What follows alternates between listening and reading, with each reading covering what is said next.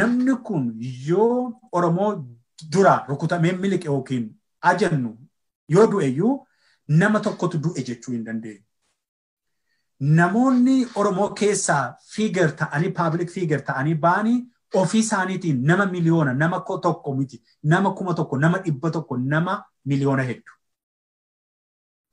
Namoota akka activistii guddatanii baanii public midiyaan addunyaa bare utuun taane qeerroodhuma naannoo keessatti nama 50 nama 100 ijaartu iyyuu diinni hin jaallatu. Kanaaf dha'ee ishee kan mana dhaabuusa ishee kan rasaasaan dhaa utuu isheen kana caalaa ol kaatee hin beekamin.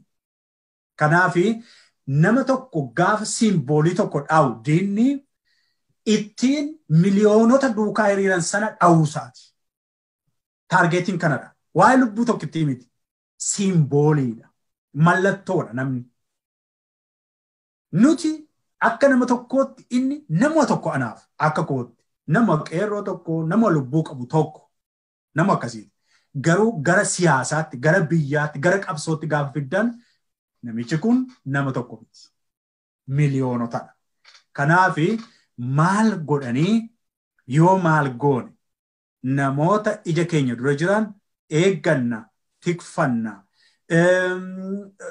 haala inni hin tuqamnetti yoo maal goonedha kan jedhu irratti yaada. Odeeffannoo isinii kennuudhaaf.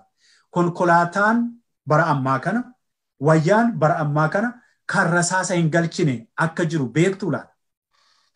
Konkolaataaruma innillee V8 lamaa fi waan akka piikaappiidhaan deemaa jedhanitti kasaa wajjiniin. Sun gaanatti hin fakkaatu. V8 nama biyya sana keessatti maybe rasaasa yookiin meeshaa gurguddaa itti ka'u oolchuu kan galchu ta'uu danda'a.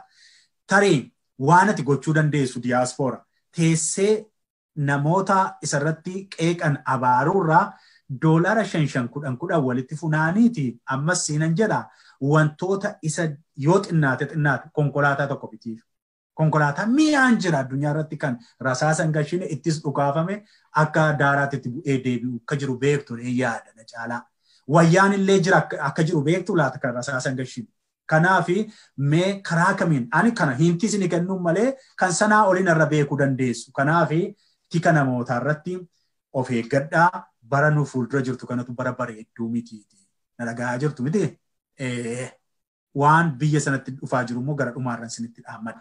Dhugaatti Oromoodhaaf ta'ee kaayyoon Oromoon barbaadu sana irratti akka inni cichuu yeroo hundumaa yoo xinnaate waggaa 5 darbaniif mataa keessa gadi waqaraa turreerra ana dabalatee an nama jalqabaati. Amma garuu dubbiin isa miti.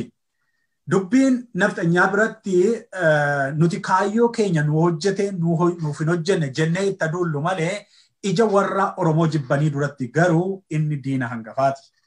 Hamma har'aatti isaan yeroo waa'ee Jawaar Mohaammed kaasan akka abbaa'oo keessaayyuu isa naashinaalistii isa cimaa tokkotti kaasu nafxanyoonni kan isaan sodaatan biyya lafaa kanarratti keessaa nama amma qabnu keessaa aktivistii keessaa tokko nama kana lammata irratti immoo nama dubbii isaa sodaatan dubbii isaanii gadi qabee dacheetti dabalu keessaa aktivistiin tokko lammaffaarra kan hin kaa'u nama Tsaggaayee Araarsaa jedhamudha.